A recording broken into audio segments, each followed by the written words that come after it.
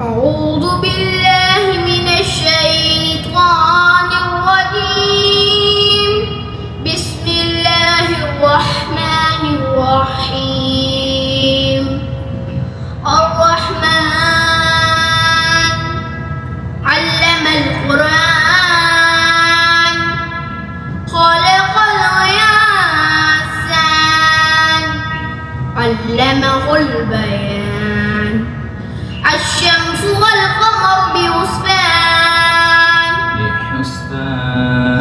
بحسبان والنجم والشجر يسجدان والسماء رفعها ووضع الميزان ألا تطغوا في الميزان وأقيموا الوزن بالقسط ولا تخسروا الميزان والأرض وضعها للأنام فيها فاكهة والنخل ذات الأكمام والحب ذو العصف والريحان فبأي آلاء ربكما تكذبان.